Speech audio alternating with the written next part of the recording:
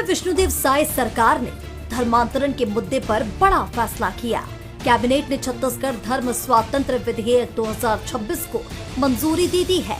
सरकार का कहना है कि इस कानून का उद्देश्य बल, प्रलोभन, दबाव या झूठी जानकारी के जरिए होने वाले अवैध धर्मांतरण को रोकना है। कैबिनेट की मंजूरी के बाद अब इस विधेयक को मौजूदा विधानसभा सत्र में पेश कर पारित कराने की तैयारी है। सरकार का मानना है कि बदलते समय के साथ धर्मांतरण से जुड़े नए तरीकों को देखते हुए नए कानून में सभी पहलुओं को स्पष्ट रूप से परिभाषित किया गया है।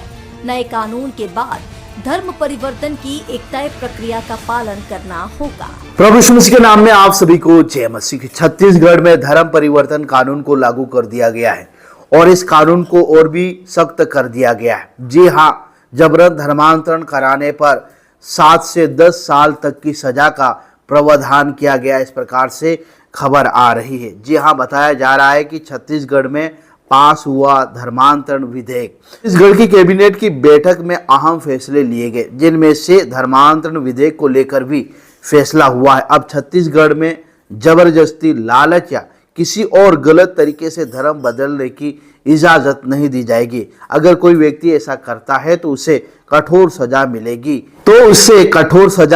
इसका प्रावधान किया गया है। छत्तीसगढ़ की कैबिनेट बैठक में धर्मांतरण विधेयक 2026 को कैबिनेट ने मंजूरी दे दी है। अभी विधानसभा सत्र चल रहा है और ऐसा बताया जा रहा है कि इसे इनमें से पारित करवाया जाएगा। यह विधेयक कानून में बदल जाएगा और जबरन धर्मांतरण कराने वालों के खिलाफ कानूनी शिकंजा कसा जाएगा। छत्तीसगढ़ में पहले ही धर्मांतरण कानून मौजूद है, लेकिन उसे अब कठोर बना दिया गया है। ढांचा भी तैयार किया गया, इस प्रकार से खबर आ रही है। छत्तीसगढ़ में धर्मांतरण स्वतंत्रता विधेयक 2026 के फॉर्मेट का अनुमोदन किया गया है। इस विधेयक का उद्देश्य है छत्तीसगढ़ में एक धर्म से दूसरे धर्म में परिवर्तन के लिए बल प्रयोग, प्रलोभन, कपटपूर्ण नीति और साधनों पर सही तरीके से रोक लगाना है। अब अगर छत्तीसगढ़ में रहने वाले किसी व्यक्ति को कोई दूसरा इंसान जबरन दबाव डालकर धर्म परिवर्तन करवाता है तो उसे दोषी मानते हुए उसके खिलाफ कानूनी कार्रवाई की जाएगी। अगर नियम के बाहर कोई व्यक्ति धर्म बदलता है तो उसे कानूनी मान्यता नहीं मिलेगी। विधेयक साफ तौर पर यह कहता है कि धर्म परिवर्तन किसी भी व्यक्ति की इच्छा से होना चाहिए, दबाव या लालच से नहीं। छत्तीसगढ़ में पहले से ही धर्म स्वतंत्रता अधिनियम 1968 में लागू है, जो 1 नवंबर 2000 को अस्तित्व में आया था। छत्तीसगढ़ में नए धर्मांतरण विधेयक के मुताबिक यदि कोई व्यक्ति अपनी इच्छा से धर्म परिवर्तन करना चाहता है तो उसे निर्धारित प्रक्रिया के तहत जिला मजिस्ट्रेट को पूर्व सूचना देनी होगी। प्रस्तावित धर्मांतरण की जानकारी सार्वजनिक रूप से प्रदर्शन की जाएगी और 30 दिनों के भीतर आपत्ति दर्ज कराने का नियम होगा।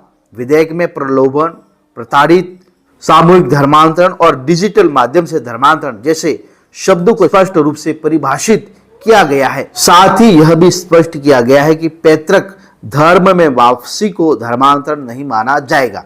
यानी कि कोई पहले जिस धर्म में था अभी दूसरे धर्म में चला जाता है, वापस वो धर्म में आना चाहता है तो उसको धर्मांतरण नहीं माना जाएगा। इस प्रकार से ये कानून में बताया गया है। कानून में अवैध धर्मांतरण के मामले के लिए कड़े दंड का प्रावधान किया गया है।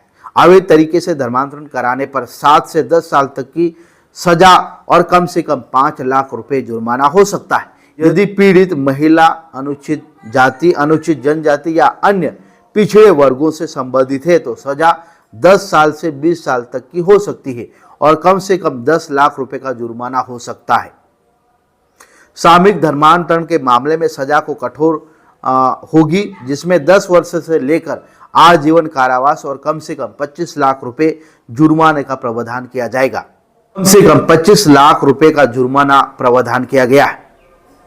विधेयक के तहत आने वाले अपराध संज्ञेय और गैर जमानती होंगे।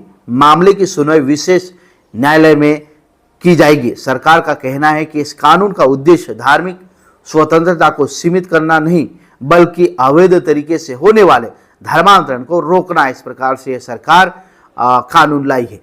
इस प्रकार की खबर आ रही है कि छत्तीसगढ़ में जो धर्म परिवर्तन कानून है उसको और कठोर किया गया है, उसमें और भी प्रावधान किए गए हैं।